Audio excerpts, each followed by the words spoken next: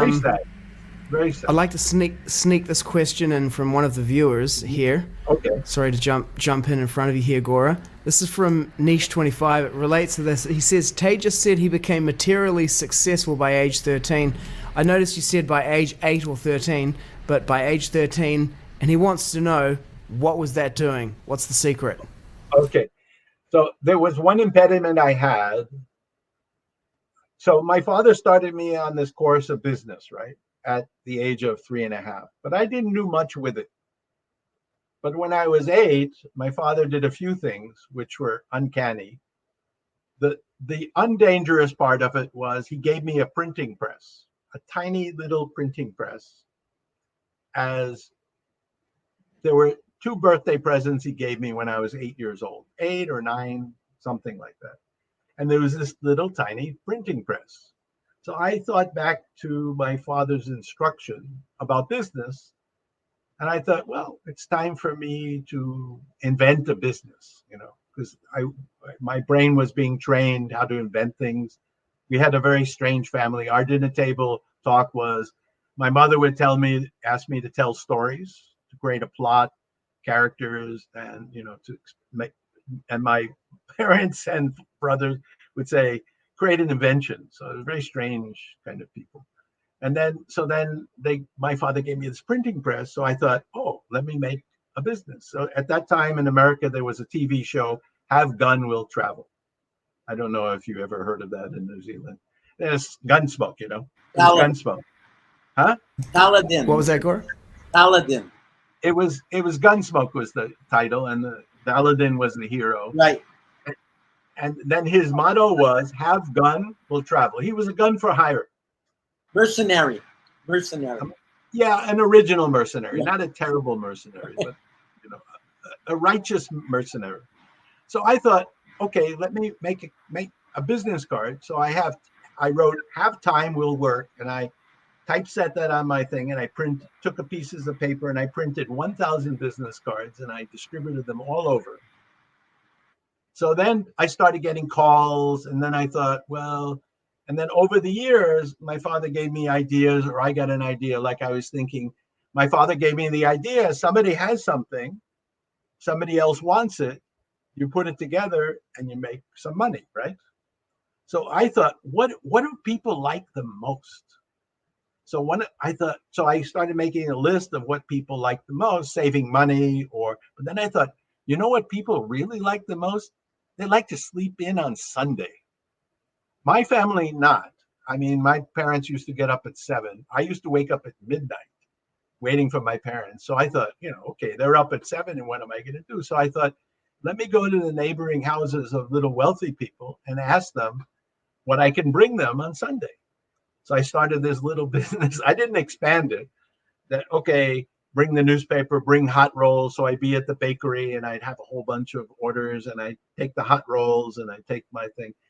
So I used to make money in many ways. My father taught me the idea of wholesale when I was 11. So then I figured, okay, what can I do that's better in those days? This is 1957. There weren't a lot of places you could get, there was no online, there weren't a lot of mail order companies. So I created an assortment of Christmas cards that were unusual and at very good prices, high quality, good prices. But the thing with me is that you could buy an assortment at a wholesale price. So I used to I'd amalgamate orders. So many things I used to do. I created a business. We didn't have any, we lived in an apartment and there's no place to garden. So some of our relatives had backyards. I didn't even ask them. I just planted vegetables and flowers.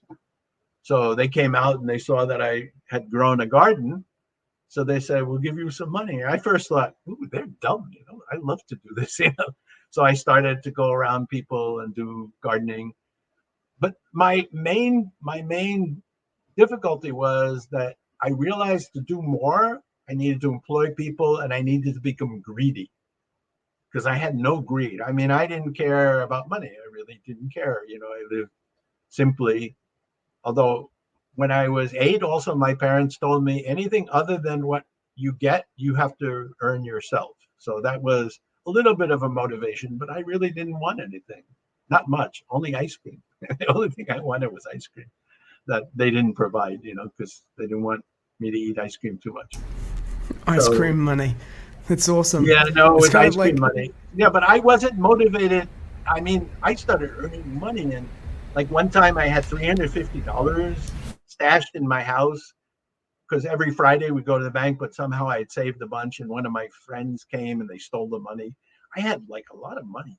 So by the time I was 13, in today's money, it was like $100,000. It was like 3,500 or 5. what? But I had no ambition. It was like, but remember, this is 1959 money. So I'm Yeah, but like yeah, real I money. didn't, I thought, oh, you have to have greed. I had ambition. I like to do it. I like to make the money. It's fun, right? It's a game, right? It's a game. You make money. You figure out new ways to make money, right? Like this later in life, when I needed to make money, I used to sit down and I'd sit in one chair and I'd sit in another. I'd walk back and forth. I say, Mr. Jaffe, I heard you need a job. And then I'd sit there and say, yes, can you give me a job? He says, well, can you think of anything that people need that they're not getting? And so I would do that and I'd create businesses. I created so many businesses that way. Like, I was in Philippines and there were all the department stores were owned by Chinese, rich Chinese, big department stores. Oh my goodness, were they big department stores? I mean, they're huge. Filipinos love to shop, and these. So then I was looking. I said, well, what can I invent? So I thought, well, I went to Taiwan, and then I found manufacturers of men's gift items. So I used to buy from Chinese and sell to Chinese because all the Chinese who manufactured like to send to America, but they never sold to Chinese. So I just invented a business. I mean, I'd buy from Chinese, and before I bought, I had it sold. I would go and I'd make up a book and I'd show them the items. And the good thing, you always have to give an advantage. So, the advantage with me is I had 500 suppliers, and anytime I had 50 items, and they were unique and they were good. That was my expertise of choosing, good items that were interesting, unusual, low price, but they could have a markup. And so then normally they'd have to buy $2,500 of any one item, you know, and then sell it to their stores. But I could customize it and I'd get from 78 department stores. So I could buy at least $2,500 to $3,500 of items.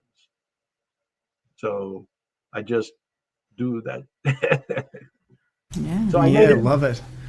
Yeah, and I made enough that I was supporting myself independently, and then I was giving 75% to the temple, and I was still able to go out and preach at 6 a.m.